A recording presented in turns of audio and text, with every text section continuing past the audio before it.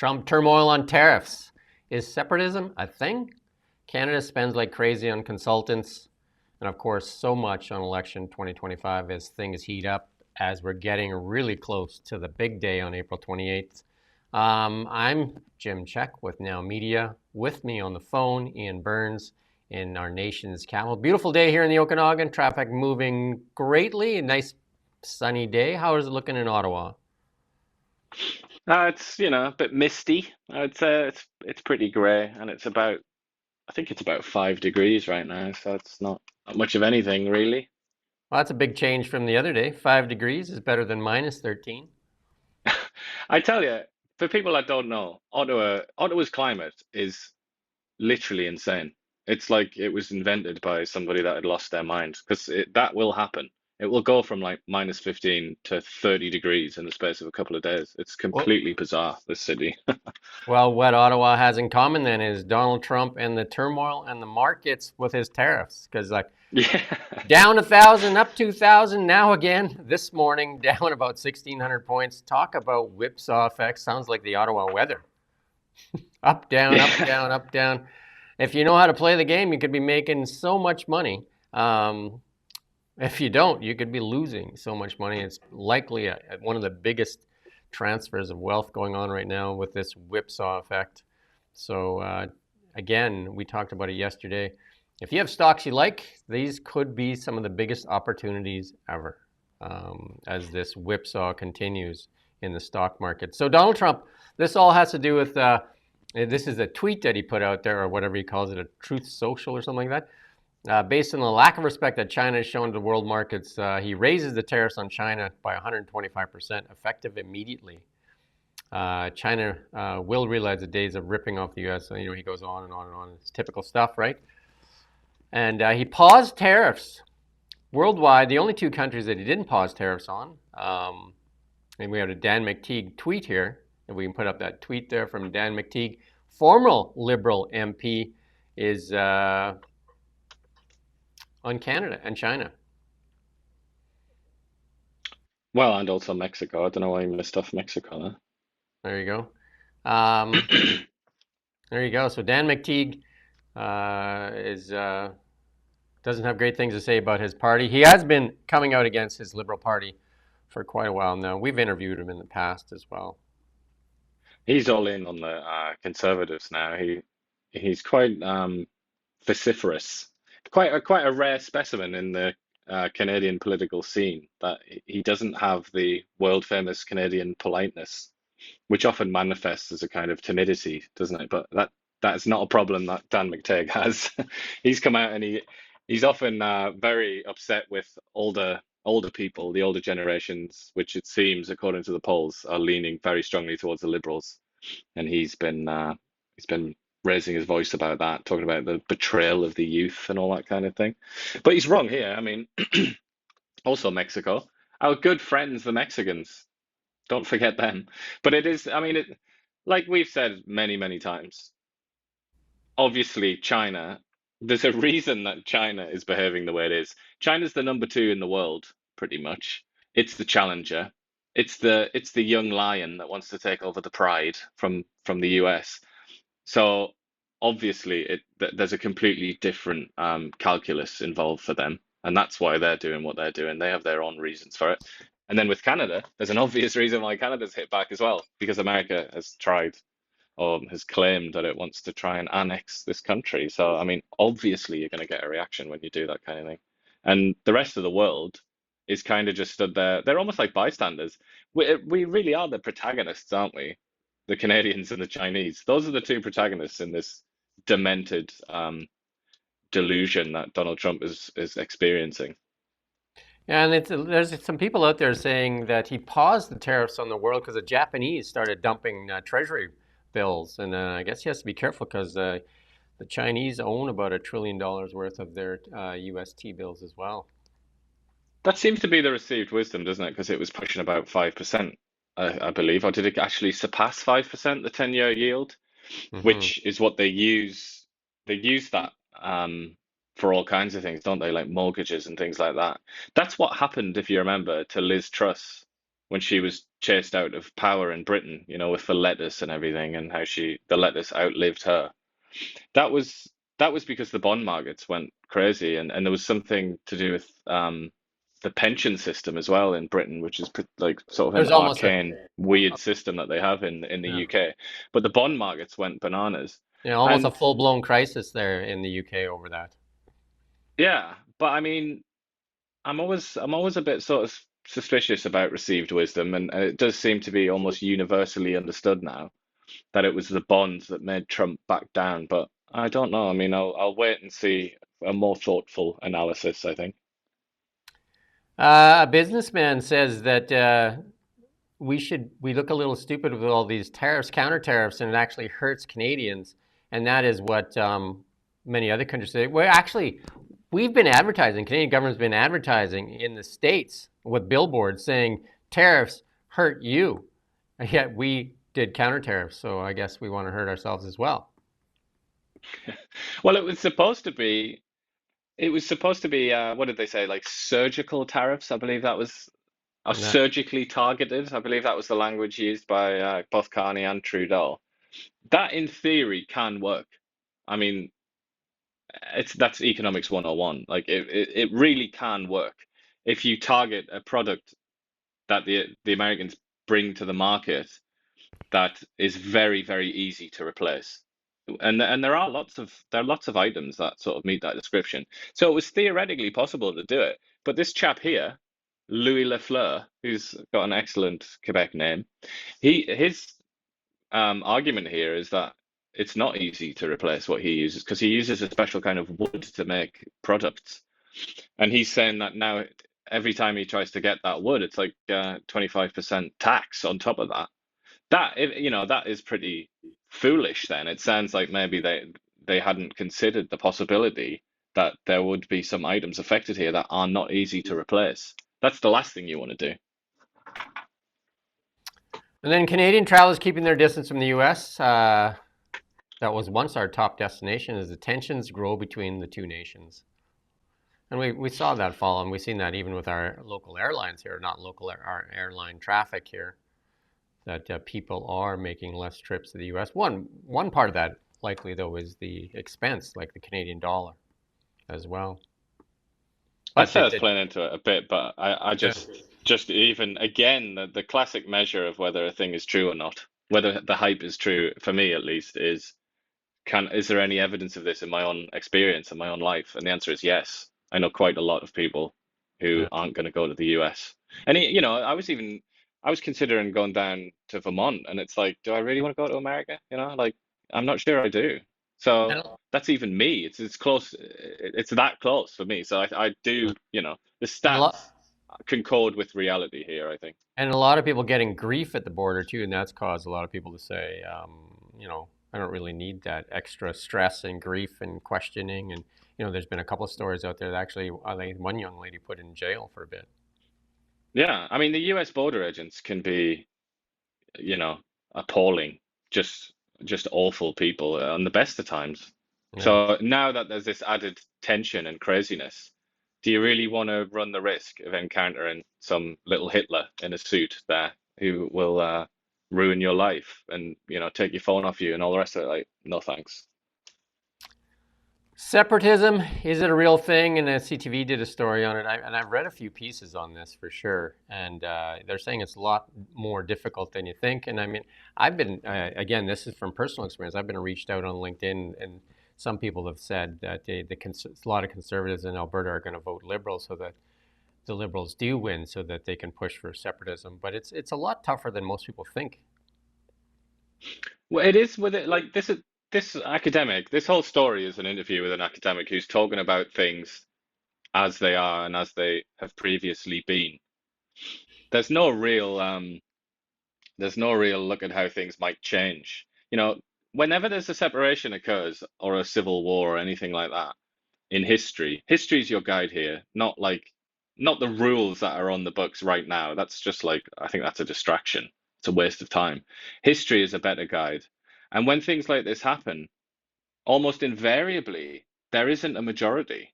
That doesn't usually happen. Like we were talking a couple of days ago about how America became a country, About 30%, about one third of the population of America is estimated to have wanted to be independent, but they still did it.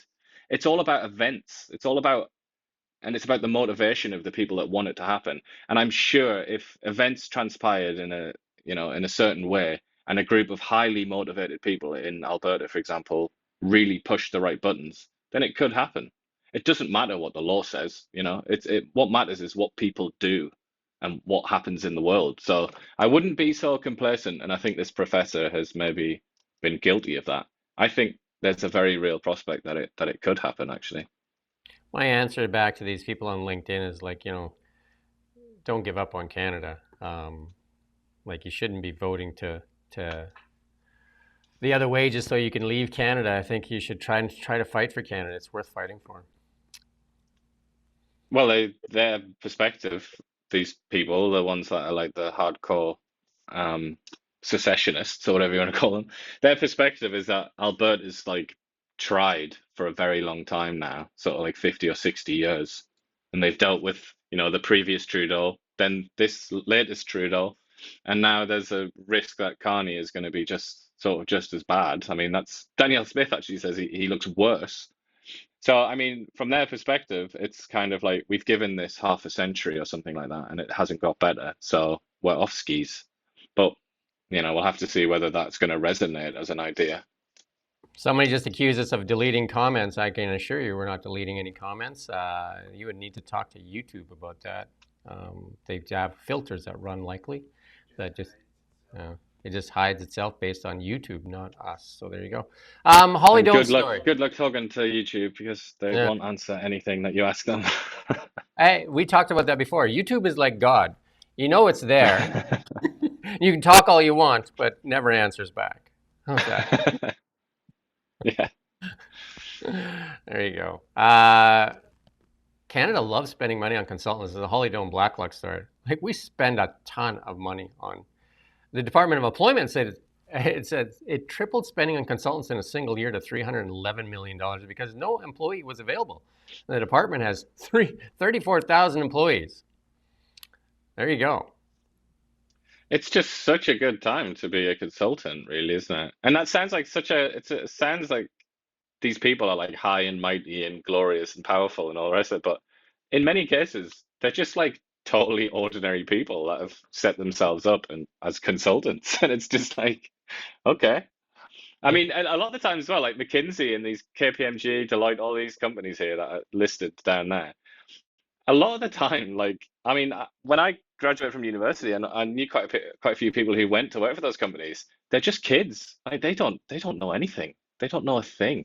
And like, you're gonna pay a huge amount of money just to get some naive child, somebody 25-year-old recently out of university to come and consult. They don't even know what they're doing. Yeah, so spending in 2023 on leading consultants tripled from 93 million to 311 million. It's a good time to be a consultant with the Liberal government. There you go. And that was and the consultants are Accenture, and there's a whole bunch of names, but the one that is very commonly known as a consultant for the Canadian government is the U.S. outfit of McKinsey and Co. They spend so much money with McKinsey and Co. Again, a U.S. company. And Um, then these other ones are British, I think, aren't they? Like Deloitte, I believe, is British. Perhaps they should see if they can get the government employees to come back to work full time in the office, and maybe they won't have to spend so much money on consultants. They're like the rest of the people that have to go to work every day.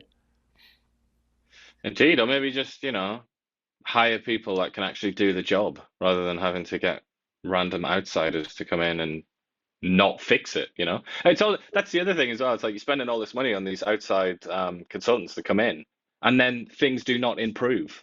So what are we Yeah. supposed to make of that? You're spending all this money to get the same result or a worse result. What's the point? You might as well just use the civil servants that you're already given six figures to. Spending on the top 10 consultants since 2015, almost $1 billion. Almost $1 billion. There you go. And, That's a and like you nice said, chunk of change. not much improvement. And then the hiring, the government itself has bloated itself with employees as well. So the government sure knows how to spend money, and that's why they keep increasing taxes because they need more and more money. And the consultants will tell you, um, why they need it, I guess. And here's another Yeah, one. that's probably part of that's part of the advice that they'll offer you. You need to spend a bit more money on consultants. I think one of the things they've done is a really good marketing. Um, Even in this, right? Like the show that the flip from the huge Poilievre or conservative lead to a liberal lead in the polls. You know, that's got to be one of the best marketing jobs ever. It's very influential, isn't it, as well? There you go. Natural Resources Minister Jonathan Wilkinson's department yesterday adopted California efficiency standards for essential home appliances, and that cost will be passed on to you. And that's hikes heating and cooling costs. And these regulatory actions are necessary at this time for some energy-using products to keep pace with changes that have taken place within Canada and the United States, the department wrote in a regulatory impact analysis statement. The cost will average $276 million a year. Brilliant. It assumed the incremental costs for more efficient technology, including product development and production, as well as compliance and administration, are passed on to consumers. Low-income households will face difficulty in buying more efficient devices like gas heaters. Yeah, so there you go. More of this. Canada following California. I mean, it's a very interesting strategy. I don't see many jurisdictions on the planet that want to imitate California right now. And I can guarantee you that this story does not get a lot of attention other than Holly Doan, Blacklocks, and us repeating it. This story will not break it into mainstream media, that this policy here will end up costing Canadians about $276 million a year in increased heating and cooling costs. This is the exact kind of policy that got the Liberals 30 points behind in the polls, isn't it? It's this kind of inability to recognize that The moment that there's a cost of living crisis, and that you can't just keep adding things on top. You just can't do it because eventually it will break and here's the back their of the average Canadian. And here's their reasoning for it. Adoption of California rules is necessary if Canada is to meet its climate targets, given Canada's commitment to reach net zero by 2050 and the fact that in that 2021, Canada's building sector accounted for more than 17% of national emissions, and the industrial sector used most energy. So there you go. We should just stop building and stop our industrial sector. And then we won't have to pay more for appliances, I guess. Yeah, but obviously you say that and you're not mentioning the benefits. If we do that, then there won't be wildfires or floods anymore. So it's a good idea, isn't it? I mean, obviously, Canada and the Canadian people decide how hot the planet is. That's something that science has established. Again, sarcasm is real on the Really Big Show. So before you start, The really big sarcasm. this one deserves a lot of sarcasm. And again, this one is going to slip through. See if you can find it on mainstream media. See if you can find this story of this increased cost for the Canadian taxpayer during this election. See if it makes it through the cracks. Yeah, I wouldn't expect that to be the case. And if it did, if some oddball journalist asked this question of Mark Carney or something like that, then all Carney would say in response is something, it'd be like a 3,000 word response in which he says that climate change is an existential crisis and we have to do what we can to, save the planet. And everybody pretty much would be satisfied with that, wouldn't they? Again, Holly Doan's Blacklocks, well worth your subscription. You can head over to Blacklocks and find these stories. She does a lot of great stuff. They do a lot of the freedom of information stuff. That's where they get this stuff, but not covered a lot by mainstream media. They've spent 10 years fighting the federal government as well, and they've spent about $500,000 fighting the federal government. We really need to get this free the media going. We need to stop funding the media, and we need to get rid of Bill C-18. That's a movement that needs to happen. We need outlets like ourselves and like Holly Doan Blacklocks. We need not to be under the government thumb for funding. And here's another one from Holly Doan. Registry too late for voters. This is something that is supposed to be a public registry of foreign agents that was approved by Parliament 10 months ago. and just not ready to go into operation for the election. Imagine that. And that's what Pierre Poilievre asked. Yeah. Why haven't the Liberals got this foreign agency registry up and running in this very important election? I think the answer is that they probably didn't get in enough consultants to tell them how to do it. Yeah. Maybe just like almost $1 billion. That's just crazy. To them, $1 billion here, $1 billion there, and the consultants absolutely love it. And then they talk about spending money in Canada, and I'm going to tell you, most of those consultants do not reside in Canada. No, they spend their big bucks in places like New York City, don't they? With alongside Brookfield Asset Management nowadays. And we've got a new thing that we're going to do on the really on now media. We're going to take platform pieces that are introduced, and we're going to do. We did it yesterday. We did it on Poilievre's, and then today we're going to do it on. I think Mark Carney dropped something, and so did Pierre. So we'll do separate shows on that, but we're going to talk a little bit about it right here. So Mark Carney did release a plan to fight crime, protect Canadians, and build safer communities, according to this press release that came out, and then he did a press conference on it too, right? And that's going to be how this is going to be accomplished: is reinvigorate the implementation of the efficient gun buyback program for assault-style weapons, automatically revoke gun license for individuals convicted of violent offenses. That's a good idea. I don't know why we would give them in the first place. Legislate and requirement for RCMP to classify new firearms, increase funding to RCMP's forensic labs, toughen oversight of firearms. It's all about guns, control of guns. And then recruit 1,000 or more RCMP to tackle drug and human trafficking, 1,000 new CBSA officers, increase funding for public prosecution, toughen the criminal code. Well, there's one piece right there, way down the list there, toughen the criminal code. Because right now, I think in a Pierre Poilievre thing, that there's one, several criminals down in the Lower Mainland guilty of most of the crimes down there. Oh, he keeps highlighting there's an infamous individual in Penticton that's been famous for quite a long time now. He keeps referring to him, saying that when he's free, like the crime rate in Penticton just like is noticeably higher just because there's one dude.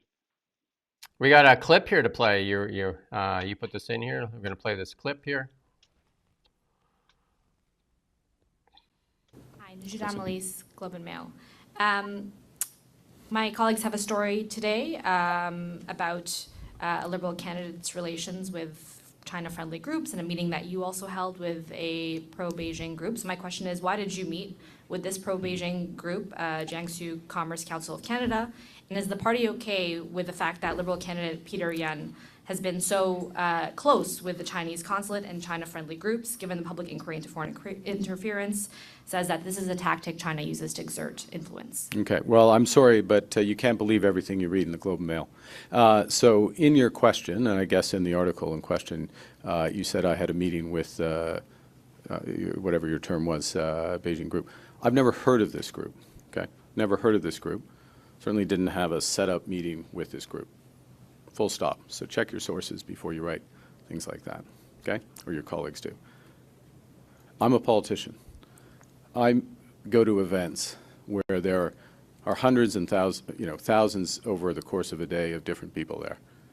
That is not a meeting. If somebody happens to be in the room, takes a picture with me, that's not a meeting, okay? First point. Secondly, with respect to Mr. Yun, this is a person who has served his community for decades. This is a person who's deputy commissioner of the police, okay? A person in discharge of those responsibilities meets with a variety of community groups in the community because that's his job. That's his responsibility. We're proud to have him as a candidate, and I honor his service, including on today. Thank you. Okay. Yeah. Again, look, I don't know if we should do it ourselves. Maybe we should find the technology. We have the technology, but instead of Mark Carney doing that, maybe we should use AI so that it's Donald Trump and Donald Trump's voice, but with that transcript. Would it seem out of place? Would it seem like that was like incongruent? Because I really don't think it would. For him to say like, check your sources, and then saying things like, look, stand in a room and then somebody takes a photograph. That's not a meeting. Like, imagine that in a Trump voice. That would work, wouldn't it? And certainly in a Pierre Poilievre voice, Pierre Poilievre, who we're told is this great menace that despises the press. and is constantly antagonistic towards journalists. I think it's very evident now, after a couple of weeks or few weeks, if you count, before he became prime minister. It's evident now that Mark Carney has a really weird sort of attitude towards the press, and he's pretty sort of contemptuous towards journalists. He's very friendly when the questions are the right questions, and he's very aggressive, very Trumpist. And we've said that many times, and very disrespectful to many of the reporters. And he has been like that when he does not like the questions. He's very, very aggressive, condescending, and different things. Yeah, and if you change the face like you said, you would accuse him of being very much like Donald Trump. Yeah, and look, you're gonna be asked questions like that. You're gonna be asked questions that you don't like. That's kind of just life, that even people who are important in a much less sort of obvious way, just like even ordinary people, like even if you give people like driving licenses or something, like you're gonna be asked questions all the time, and you're not gonna like all of them. And sometimes you're gonna have to push back and say, no, actually, this is not correct, and all the rest of it. That is life. I mean, he's 60 years old. How does he not know that yet? That's life. People will challenge you. People will ask you things that upset you or annoy you. You've just got to keep a lid on it. You've got to be calm. You've got to be like a police officer or something like that. You've just got to be cool and calm, and you can be firm and you can be insistent and all the rest of it. But you don't have to resort to ad hominem, and you don't have to be so evidently flustered and furious. I think it's possibly an indication that he has a temper problem. We got another clip here from Mark Carney here. This has to do with the energy stuff.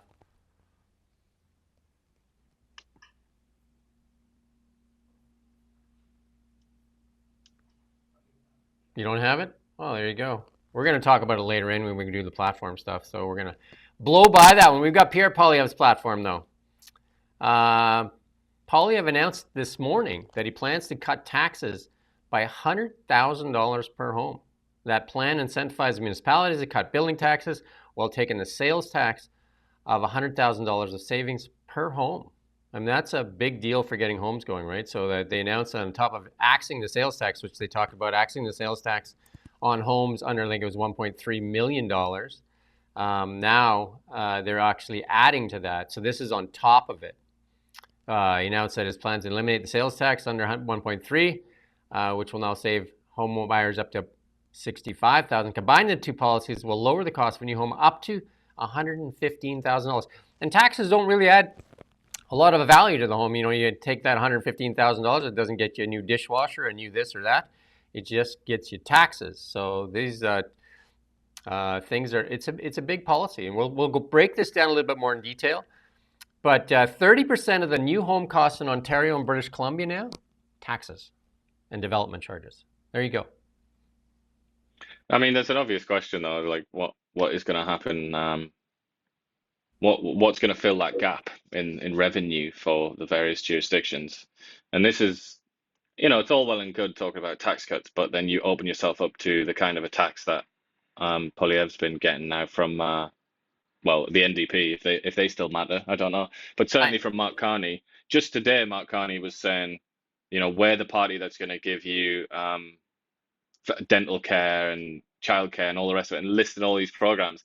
And then he's saying, once again, it's becoming a kind of theme with Carney. He's saying, while all Pierre Poilievre does is cut and offer tax cuts, and that means that all these services will disappear. I mean, he is kind of opening himself up to that. And that's just one of those weird things, isn't it, about politics? It's like people are generally very upset about the housing market, but then when you try and fix it and do something like this, people then become upset because this means less tax revenue, and certain like benefits that they've become accustomed to might not be there anymore. So it's kind of a catch-22. I would answer by saying, well, how are you going to build 500,000 homes? And I got a place where you get $1 billion almost. Cut the consultants. They won't like Indeed.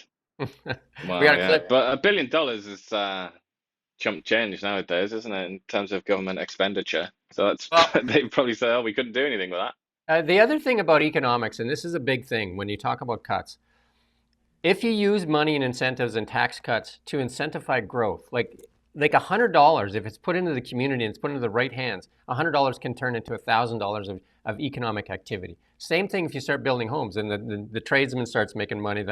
A lot of people start making money and it circulates in the community, and it actually ends up generating more taxes.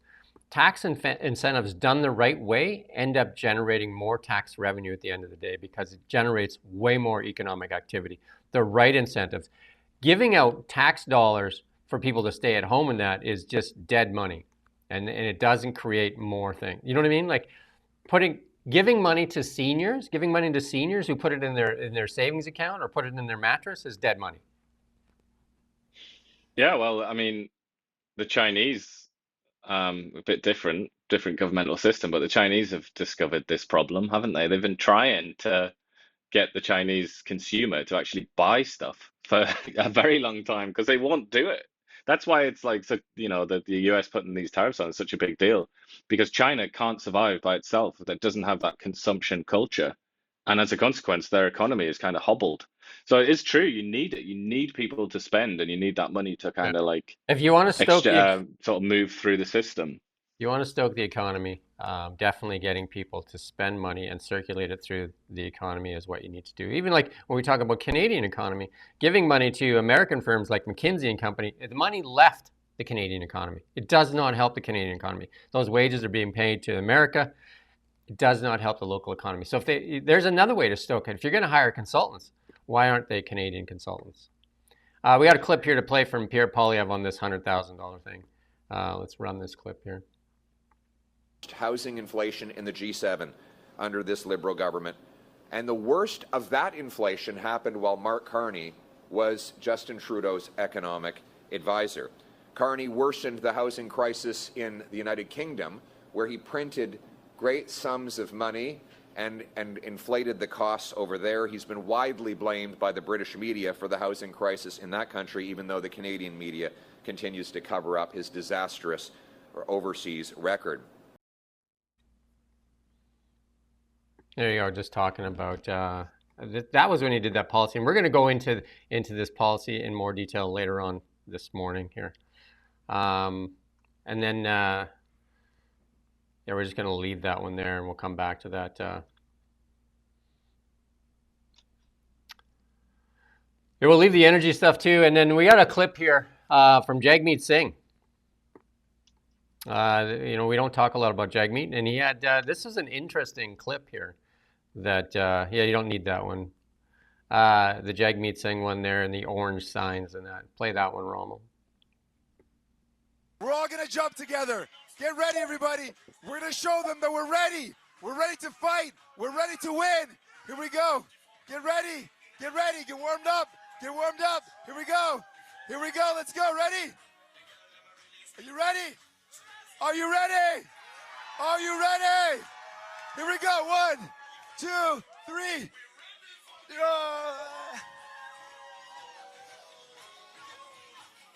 Yes.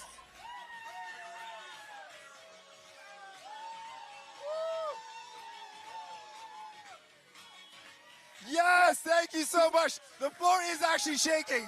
That's all. We're all gonna.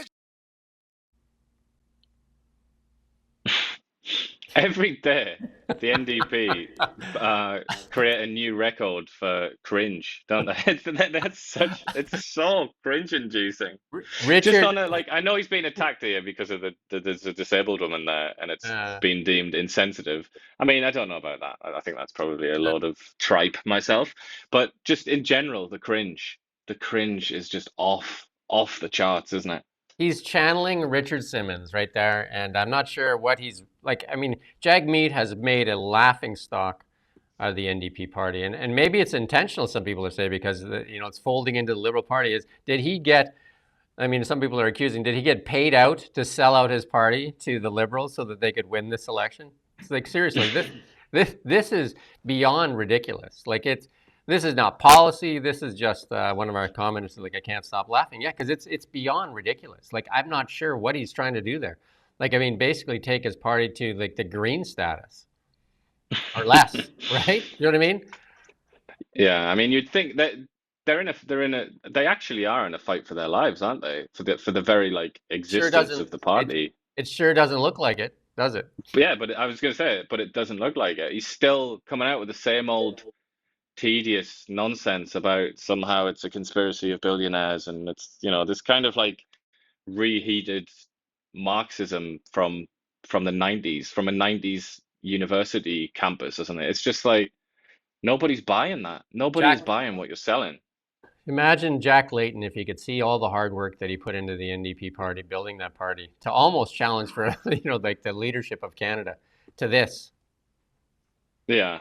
I mean, there's just no energy. There's nothing modern. I think that's the thing that I notice most obviously. There's nothing modern about his policies, his campaign, his style, anything. They're all old ideas, and very, very old ideas. And it's a very old-fashioned way of campaigning as well. There's just not, I mean, I kind of almost feel sorry for the NDP and for NDP supporters and NDP members. They must be looking on at this and just thinking like we're doomed. That they're being failed by their leadership here. And some of this has to reflect on BC because those two parties are connected. I mean, this looks. Dave, remember David Eby came out and did his little endorsement there. I mean, I don't know. That was cringe as well. That was Yeah. David Eby with his hands in his pockets, going like, "Yeah, you might as well vote for the NDP, I guess." It's like, for God's sake. Anyway, we got another clip here from Mark Carney talking about freedom of speech, and just watch this clip here. It was the hinge of fate. Now, that photograph was stolen. Not 50. Oh, that's misguided. That's misguided. That's all right. It's all right. It's all right. We value diversity in this country. We value diversity in this country, unlike the United States of America. You can hold different opinions in this country. It's all right.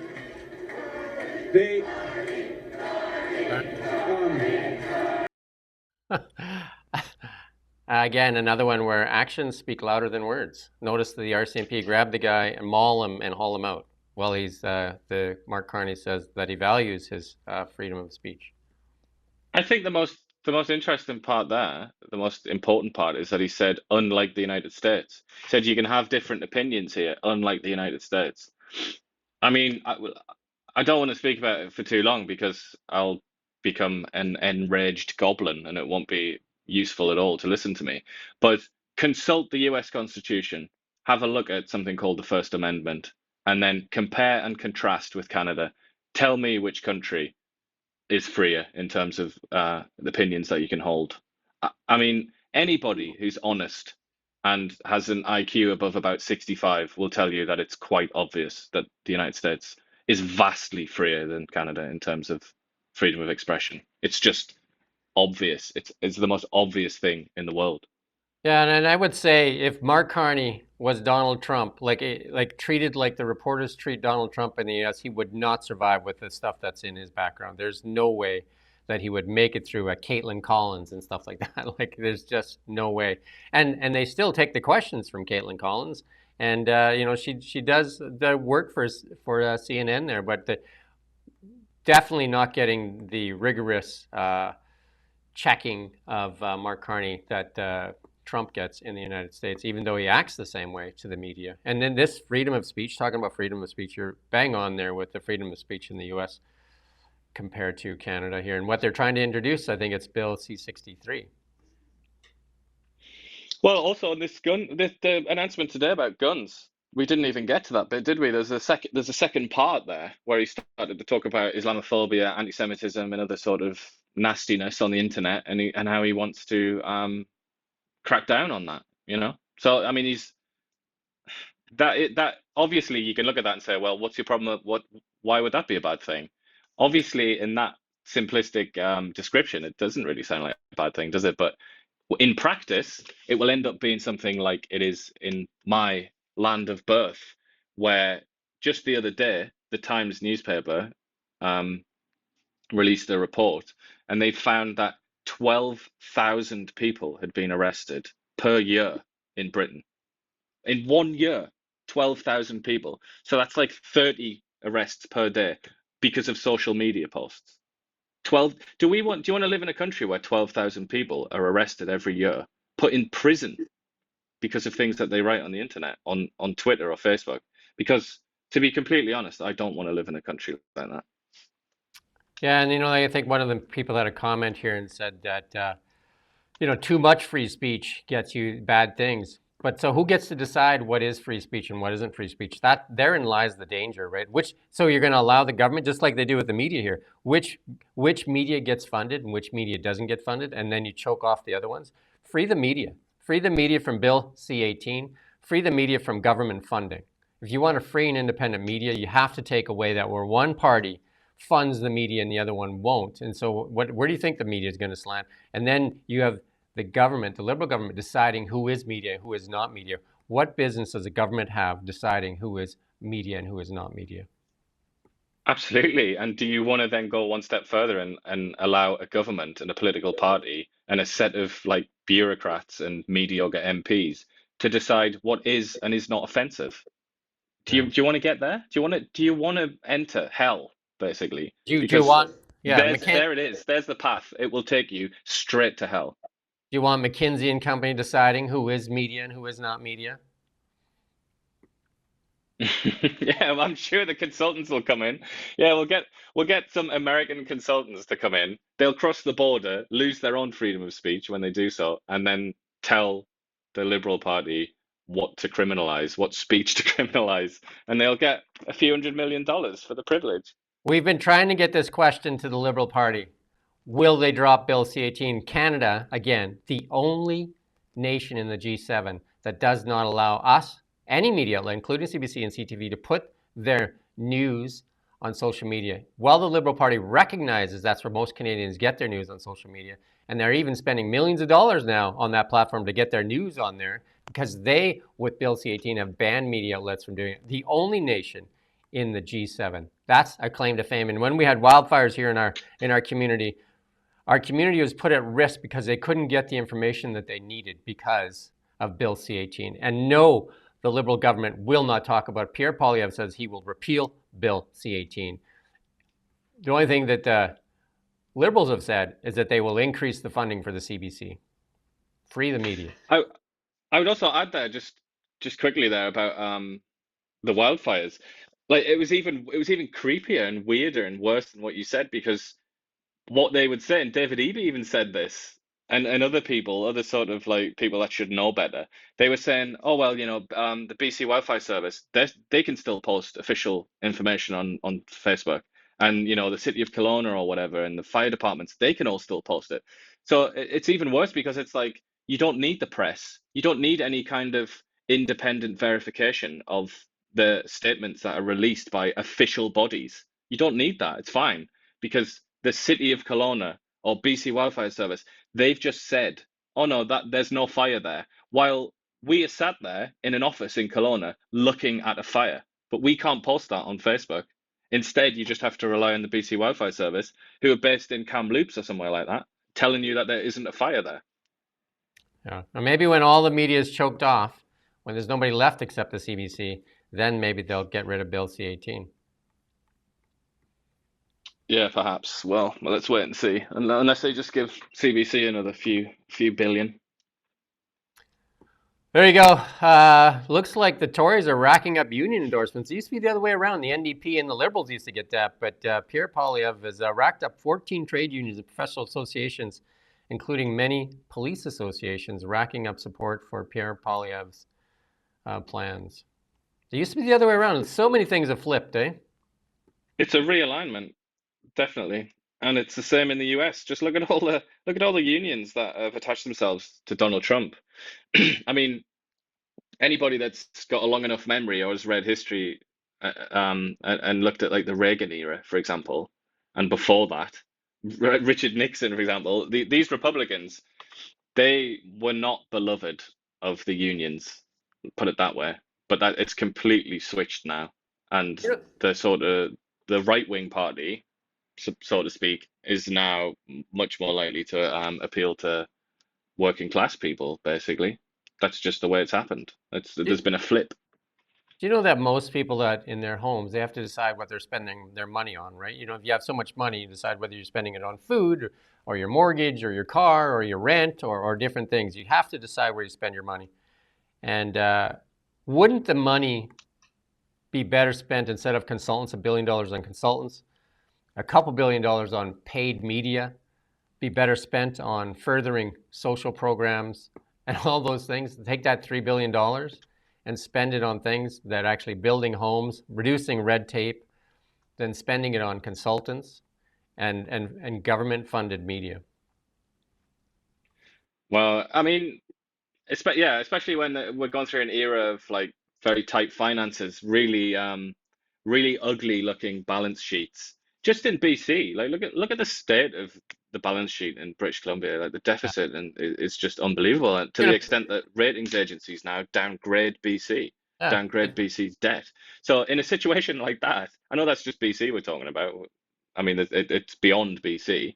The federal deficit is also bleak. But when you look in that context, every single penny is kind of important, isn't it? And crucial. And every penny that you give to one issue, realistically, that means you're kind of taking it away from somebody else. So it really is, it does deserve a lot of scrutiny, I think. Yeah. Debt servicing in British Columbia alone is bigger than some of the ministries. Just the debt service costs in British Columbia. Think about that. Think about that for a while. This reckless spending and poor spending instead of incentivizing businesses, this reckless spending is causing more deficits and then more money being spent just to service the debt. Who wins in that? Who wins in debt service costs is the bankers. There you go. We got another clip here to play from a former banker, Mark Carney. From my understanding, some of the campaign was pushing positive narratives about you. Why do you think that China, the PRC, seems to like you? Why are they praising you? I have absolutely no idea, and I have absolutely no idea, and I think I'll leave it at that. Catherine Lévesque, National Post. There you go. Not a good answer, I don't think. If I was Carney's media man, I would be telling him, don't do that again. Don't answer that question like that again. The more he talks, the more you can tell when he's looking for answers. The ums and ahs come out pretty bad all the time. Like there's not a lot of stuff. When he's umming and ahhing, that's because he's looking for an answer because he doesn't know what the answer is, or doesn't want to say the actual answer, but he just says, he's looking for an answer. I think he knows. Yeah, I think he knows what he wants, what he thinks about something. He's been around the block enough times to have an opinion on most things, I would say. And he will certainly have an opinion on that question. But it'll have been drilled into him by media people in the background to be more like a politician and to dodge questions. And I just think there's a kind of he's having his internal struggle, and he doesn't know, because he wanted to answer that. I think you could see that. I don't think I'm reading too much into it there. He kind of wanted to answer it, but then it's like his super ego, like the voice inside of his head was saying, no, don't just shut up. Don't answer this question. But I just feel like the reason that I think it was bad from a media perspective is that this is a really important issue, and this could hurt Carney, and this could hurt his campaign and his credibility with Canadians, and he needs to answer that question. He needs to clear the air on China, because most Canadians are aware that China is, an antagonist of Canada's, that's hostile to Canada. And Carney has, a lot of relationships with pretty powerful people in China, and has had them and had meetings and business deals and whatnot. He needs to sort of clear the air. He needs to talk about it. You know where else he needs to clear the air? In this next one. Because he announced building those 500,000 homes, and it's all with, not all, but a lot of it's with prefab-created homes and heat pumps. And turns out Brookfield Asset Management made a purchase of a prefab company just recently. So again, more conflict of interest there, possibly. Why won't he disclose? And this is going to keep happening as well, which is why, again, this is something else he needs to get ahead of, as they say in the media world, in the politics world. He needs to get ahead of this issue, because this is just going to keep happening. Every policy he announces, there's a very reasonable chance that Brookfield will have some involvement in that sort of sector, whatever it relates to, because Brookfield is a gigantic corporate monster that has its tentacles in every pie on earth, basically, especially this kind of stuff, especially the green stuff. So when he's, he's going to be announcing loads of these policies, and then somebody at the National Post within 2 hours is going to say, "Oh, look, Brookfield also offers this service." It's just going to keep happening, which is why he needs to, again, just like the China thing, he needs to clear the air on This this. this wasn't a modest Brookfield investment either. They're really getting big into building homes. They're big into homes in general. I mean, there was we talked about that story a while back, where he said, even in his internal dialogue with Brookfield Asset Management to shareholders, and that they were poised to take advantage of the tight rents and the immigration that was coming into Canada, and this was a great profitable venture for Brookfield in an ability to raise the rent costs for people. You're missing the best part, where they talked about the sweet spot, the Yeah, sweet the spot sweet of spot. Yeah, he called expensive it housing. the sweet spot. And then this reminds me of, again, we talked about this a couple of times. It's a Wonderful Life with our friend Jimmy Stewart there, and who is Jim Bailey Bank, the independent bank, versus Mr. Potter. And here we are building these small prefab homes and telling people that is your Canadian dream, that you can have a 300 square foot home that we can bring to you on a truck, and then you can pile it on top of each other. You don't need a car, you don't need anything, and there you go. There's your house. Good luck. Yeah. For your cat, They your should dog, call and your them, 3 kids, right? They should call them like Potter homes or something, shouldn't they? Pottersville is what they called it in the movie. Don't you remember Pottersville?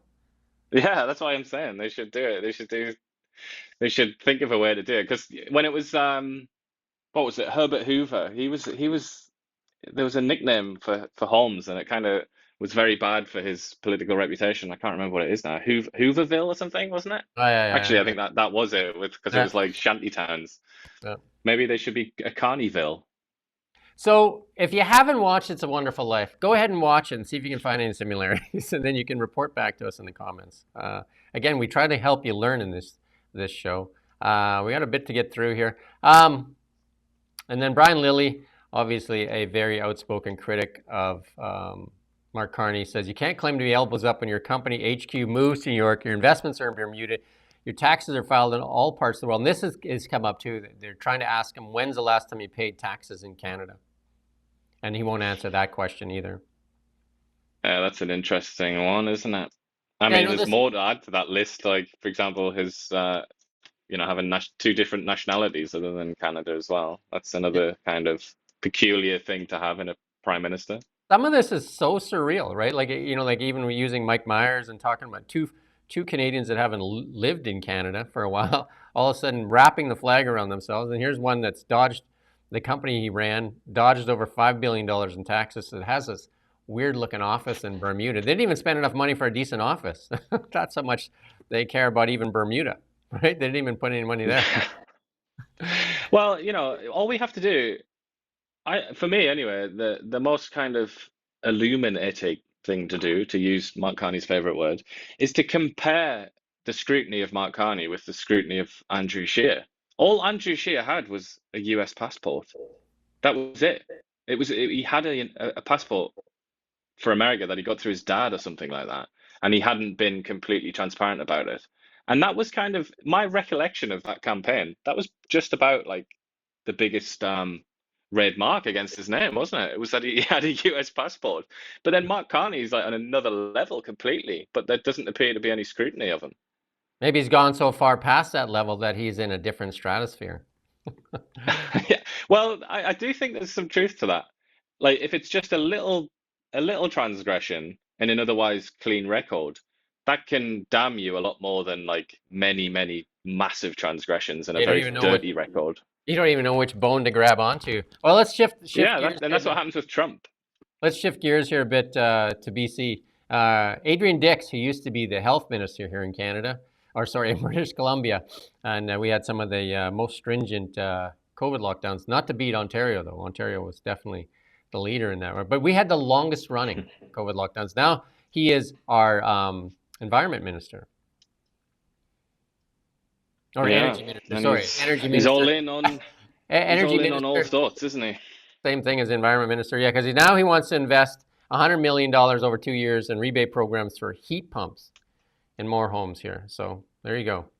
Carbon tax was a big part of the particular response to the climate action in 2008.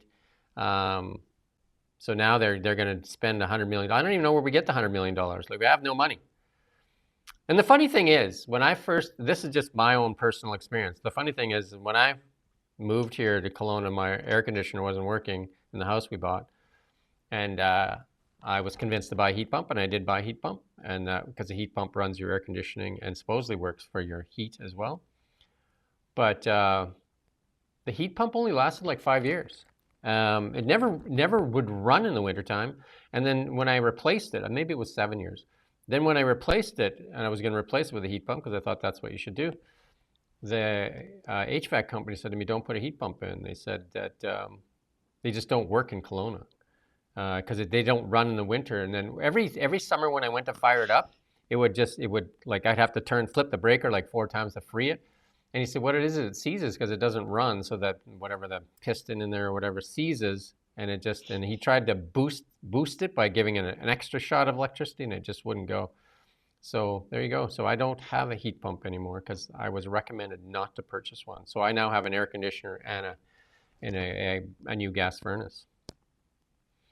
I've heard a few similar stories, to be honest, and they're also very expensive as well, aren't they? But I mean, supposedly the technology, at least in theory, is superior to older technologies. But I think that's probably the case with a lot of these technologies, that they're maybe not quite ready for a mass rollout yet.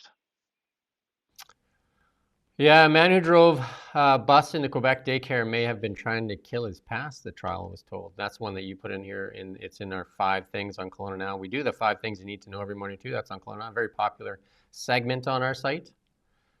A man accused of killing 2 I just thought children. this was a bit nuts. Like, a guy's accused of driving a city bus into a daycare, killing 2 kids aged 4 and 5, and hurting, I think, 6 other kids, Yeah. or several other kids. And he's from Cambodia, and grew up in Cambodia, was an orphan or something like that, and by all accounts had a troubled childhood. And now the defense have called a psychiatrist in, or a psychologist, whatever she calls herself, and she's come in and just started just come out with all this like Freudian gobbledygook about how he was trying to kill his past. And so I just thought, like, why is that in a courtroom? I mean, I suppose you can bring whatever you want in as a defense lawyer, but still, that's just like, I don't know if that, maybe this is just me being a crank, but I thought that was like a bit of an insult to the victims, talking about killing his past. It's like, what are we? Are we in some sort of like, B movie or something like that? Some like misinformed Freudian garbage. Yeah, I agree. Let's move on to markets though. And we got this, I think Donald Trump likes Christmas or something, trying to turn the stock market into a Christmas tree. Green one day, red the next day. Just another. So it was a record single point gain yesterday, over 2,000 points. Not a record percent gain, because that was owned back in March 24th of 2020 in a COVID-19, like a rebound in the stock market after the market crashed with COVID, and then it had a huge rebound. Yesterday, the biggest single point gain, and then today, it's been down as low as I think over 1,700 points. Right now, off about 1,500 points. Yeah, just a volatile day in the stock market. Huge. But it's been years of this. I think that you're onto something when you talk about how volatility is like your best friend if you want to make money. And I think there are a lot of people that just desperately want this volatility. But just going back to like 2007, 2008, the financial crash, that's kind of like when this mad period began. Although there was also some craziness in 9/11, wasn't there? But it's like, if you look back in the day, if you watch like, I don't know, CNN or something like that in the 90s, or even the calmer periods of this century, people would have like, there would be an entire like 60-minute show where they would talk about like a 5 point change in the Yeah. Dow Jones, and that was like big news. Like, oh yeah, and the Dow is down 5 points. Like, we're going to hear from this guy, this guy, this guy. We're going to analyze it. It's like, what kind of a crazy world are we living in, right? It's just like thousands of points, and it's literally day to day that it moves thousands of points. It's just madness. A trader's dream. Not great for investors Yeah. who are losing their mind. Especially if you got inside info. It's glorious, isn't it? Gold. Gold has been the stalwart, though, hanging into those gains, hanging on to that. We've been talking about gold for a long time. We're probably one of the few outlets that talk about gold. Canadians don't really like gold for some strange reason. I'm a big fan of gold. Been a big fan of gold for a long time, and gold is definitely an asset protector. And gold has actually shown why it's an important asset. Bank of Canada does not agree with it, though. Canada, again, one of the few things that claimed to fame there when Mark Carney was governor. We sold most of our gold during the Trudeau era, 2015, 2016. We sold most of Canada's gold. Well, we sold all of our gold, really, in that era for around $1,200 an ounce. So there you go. They said gold was an old relic, an old financial instrument that is no longer of value. Turns out, it turns out wrong again. Well, that attitude is from another era, isn't it? That attitude is from it's like the Obama era of everything's going to be okay and everything's going to be this kind of liberalism forever and we're fine. I mean, no, that was never on the menu, and here we are now in a crazy world where everything's disordered, and we should have kept the gold. Gold in Canadian dollars today, right now, 44.16, and I was buying gold around $200 to $300 an ounce in Canadian dollars. So there you go. Bank of Canada, obviously a lot smarter than everybody in the G7. All of our experts, all of our genius experts in the elite class, they just keep getting it right, don't they? It's just one win after another. Just killing it. Just absolutely killing it, right? They're tired of winning. Tired of winning. The consultants, obviously not getting enough, not giving the right information. So we need more consultants. Maybe they could just slip us a few shekels and we can help them with understanding gold. Bitcoin. Bitcoin. Bitcoin hanging in there like that 80,000. I would expect Bitcoin to make a pretty big move upward once we get past this turmoil here. Bitcoin looks like it's really forming a really good base in this area. We're going to start we did a Bitcoin show a while back when Bitcoin was a lot less than this. We were doing a Bitcoin show.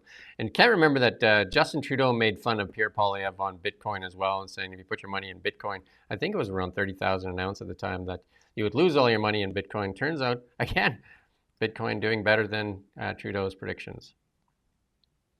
He's not talking about it anymore, though, is he, Poilievre? I think he was a bit scared. He was scared off when he got the heat for that. Canadian dollar, I think stronger today based on the American dollar being weaker, and that has to do with like people selling those T-bills. Again, China probably going to exert some pressure on them too, because Japan did, and that got the Americans to smarten up a little bit on their tariffs.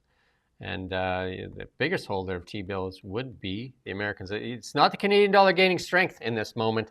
It is the U.S. dollar losing against all the currencies.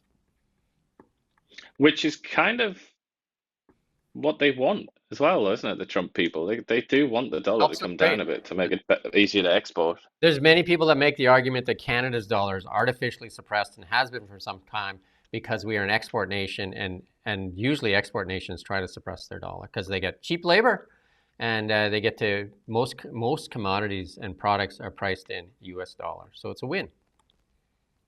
Yeah, well, the Japanese have been accused of that since the 70s? I mean, probably earlier than that, really. Chinese too. Their economic miracle was strongly associated with a very cheap yen, wasn't it? Chinese too, the yuan. And anyway, let's move on to AI and tech as we wrap this up today. Whistleblower claims Meta helped China develop advanced AI to outcompete American companies. That won't be good. Yeah, this woman. She's the one that's written a book, isn't it? And she's been talking about this a lot. And I think she's the one that said, like, Mark Zuckerberg basically begged Xi Jinping to allow Meta into China and offered offered Xi Jinping the privilege of naming his child and all this kind of malarkey. So, I mean, Zuckerberg, it's certainly true that he's lobbied China. He's had a very close relationship with China. But if that's true, I mean, he would be at risk of prosecution, I imagine, wouldn't he? Yeah, and in our EV section, Tesla officially begins selling electric vehicles in Saudi Arabia today. They've opened up a few markets, India, Saudi Arabia, and we're going to do a story. We've got this story because we've got Tesla's reaction to this accusation made by the Liberal government. We're going to do that story later today, and then also some of the incitement of violence against Tesla owners here in Canada. I'm going to work it into one big story. So there you go. And then our memes. Well, hey, this is like a Tim Walz thing. Liberals devastated as stock market recovers yesterday. Well, as Tim Walz says, he checks that little app of his and he gets a boost of joy whenever he sees Tesla stock go down in the whole stock market. So not realizing that the state that he governs, a lot of their pension funds were in Tesla stock. Cheering for his own demise. There you go. That was he should be a consultant for the NDP, shouldn't he? He seems to have that sort of attitude, gaff prone. He got beat up on CNN pretty good by Jake Tapper there the other day, and he didn't have much answer. Tim, he says he knows that he would fight anybody, and he knows how to fix a truck. So, and he definitely says a lot of negative things about anybody that didn't vote for him and Kamala Harris, taking no responsibility for being kind of like just a goof, just a real goofball. I don't even know how he's governor of Minnesota. Turns out, like when the riots were happening there, he was in the National Guard, and he retired just before his troop was deployed to Iraq. And then when they asked if they would have the National Guard come and help with the riots in Minnesota, he said, why would he want a bunch of 19-year-old cooks to come and do the policing? Not a really good look, right, for the National Guard. Minnesota is like, it's very pro-Democrat. Or I mean, that's been narrowing lately with Trump. But wasn't it the only state that Ronald Reagan didn't win when he won like absolutely everything in I guess that was 1984, was it? But yeah, it's kind of like hyper Democrat. It has that reputation. So I guess maybe if you just climb to the top of the poll within the Democratic Party, then you will become the governor in a place like that. Maybe that's what happened.